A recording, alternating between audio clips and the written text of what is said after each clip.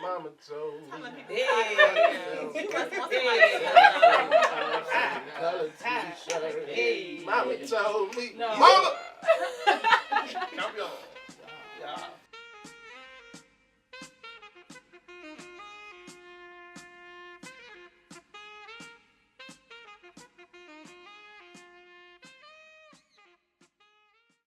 You know what? I'm tired of Lawrence. It took me 2 seasons, but I'm officially off the Lawrence hive. Aparna was already messing with old dude at the job place before he started messing with Aparna.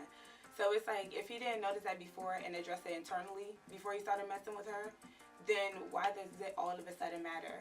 It's like he's trying to take it to a whole new level, but yet he's still stuck on what Issa did to him, that he's starting to take it out on her, and he's not realizing that she's just chilling for real.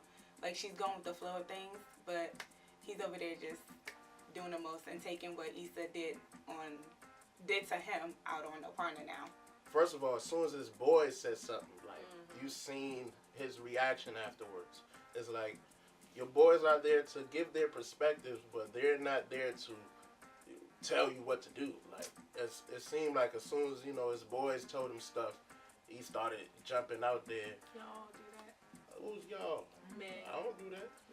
Maybe them brothers, you been, yeah. Anyway. Lawrence whole life past episode 1 has been an error.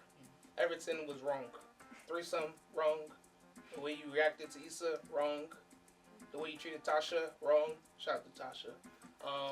Who else did you do wrong? You picked the wrong car. You picked the wrong sweater in California. Everything just error. I feel like that's because their relationship kind of ended abruptly. Like, he didn't see any of that coming. So I would still expect for Lawrence to have feelings for her, to a certain extent. It's because he was telling Tasha he was in a relationship. Then he found out Issa cheated. So he like, I gotta fuck her to get revenge. So it's like that whole thing happened. But he didn't really want to do that. So it's like he was kind of forced to move on. So I feel like all this stuff he's dealing with, he's like pouring his emotions into all this. I don't really think that he should be feeling this bad about, even if she was texting dude. Like, is he trying to be serious with her? I mean, I guess he seems very insecure about dating now. Yeah, I mean, that's why I keep calling Issa a hoe ass hoe, because that's their encounter has damaged this good brother. And we can't forget that Lawrence has been insecure from season 1 when he was jobless on the couch trying to get his life together. So I think now that he's out of the relationship with Issa and everything that went wrong in that relationship has now made him so critical of each relationship that he's been in after. Whether you want to call what he had with Tasha a relationship or what he has now with Aparna, he's extremely critical, and he's really self-sabotaging.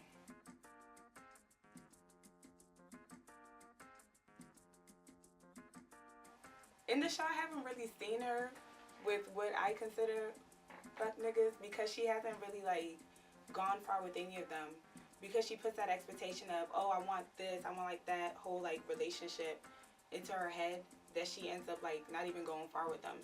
You must go far. I must hear this. Molly is a hoe. Molly don't care. Molly is one of those type of girls that has an extensive checklist, but it's interesting because even though she has this checklist, it seems like she doesn't check it, especially with Dro. I think Dro for her is someone that's comfortable, someone that she's known for a really long time. In comparison, this other guy, the lawyer guy, who's really nice, he's good to her, he supports her when it comes to her job stuff, but she says he's not her type. She can't get everything, and I think in this case, she's too comfortable with Dro to accept someone who could really do good things for her.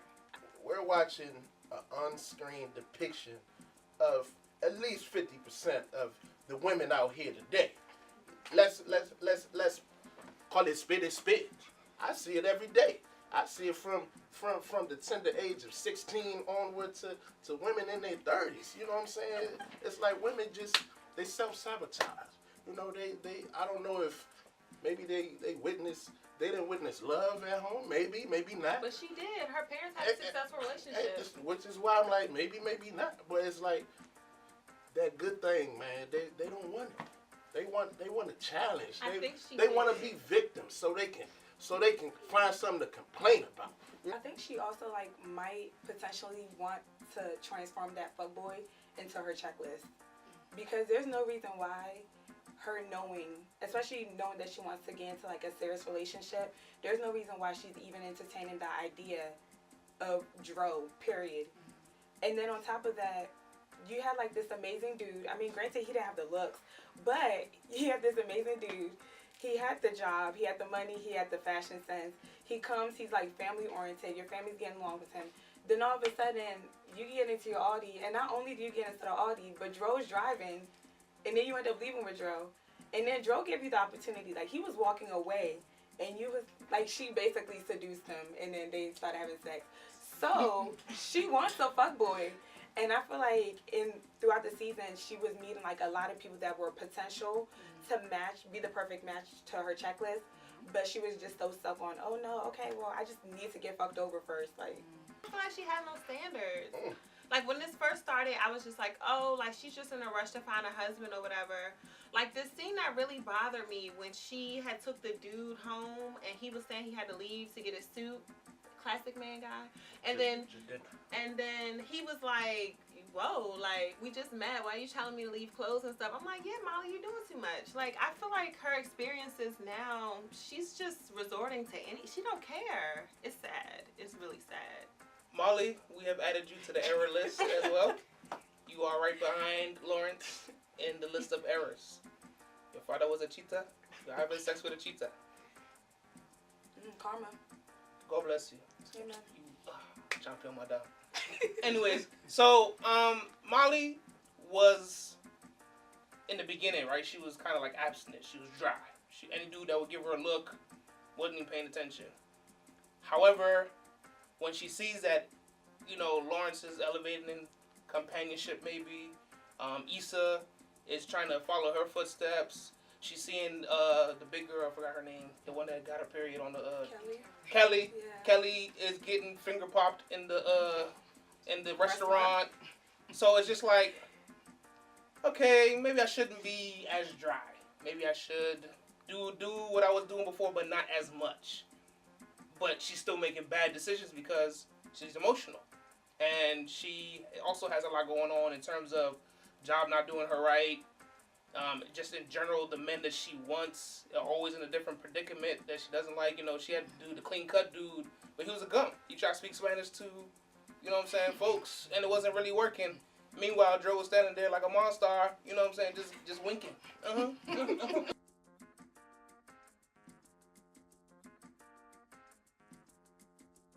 So with this question, rather than thinking about it with with Issa and Lawrence, what if we think about it with Molly's parents, right? So her mom forgave her dad even amidst the cheating and whatever happened. She said that she loved him much more than he hurt her. So what if you're in a marriage situation? Do you forgive your husband for cheating? I think it's circumstantial. How long y'all been together, you know, y'all situation. But for me, for my experiences, at this point, it's a no for me, dog. Like, so no. I don't think so. Because I feel like there was a lack of communication in order for that to happen. Somebody was feeling some type of way and didn't express it. Or, you know, these are pent-up emotions. I mean, I know cheating for y'all is a little different. So maybe you just saw something you like. But then that, to me, that means a lack of self-control. So if that's the first time and y'all have been going strong, got a family, like, you know, everything, like, it was, I don't want to say a slip up because I don't think that cheating is a slip up ever, but if it was just like one time and he actually confessed to it before you had a chance to find out from somebody else, then it's a workable situation. Like, we could probably work our way towards getting back to the old us for the sake of family and for the sake of our union in God. But if it's one of those, like, you've been cheating forever and you always hold it out on me, and I find out from like your side pieces, or like somebody comes up to my daughter and they're like, oh yeah, well, tell your mother that I'm your new stepmother, like stuff like that. Like, I'm like, yo, like, no. That's a situation where no matter what, we can't get back, because at this point in time, you're choosing to disrespect me. I mean, I agree with you, because that's my philosophy. why are you cheating? And of course, a lot of people give me flack for it. I don't care. You know, live your lives, I'ma live mine. I don't do the infidelity thing, you know, cause I can't trust you after. I don't care if it's a mistake. I don't care if you was going through something, if somebody died in your family. It's other ways to deal with whatever you're going through other than smashing somebody else that is not me. So, that's not going to help, and that's a temporary fix. Like, after that whole little, 13 minutes is over, you still got to go back to living your... more like 25 minutes. Okay, I'm sorry. That shortcut you. Okay. If we're specifically focusing on the example Ms. Chioma gave, where in a marriage, that's challenging because I don't know how deep your love is for that person. So as a person from the outside, I cannot dictate your decision making for it. However, common suggestion would be leave because it's a sign of disrespect. Or another person who wants to think outside the box is like, there's something fundamentally wrong in the union and you need to figure out, you either figure it out or you part ways.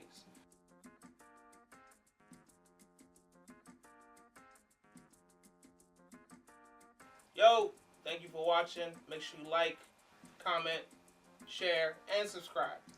Make sure you follow us on IG and Twitter at the Africanist Pod. Every podcast every week. You already know your favorite people with some nice tasty ladies sliding their DMs. You heard me.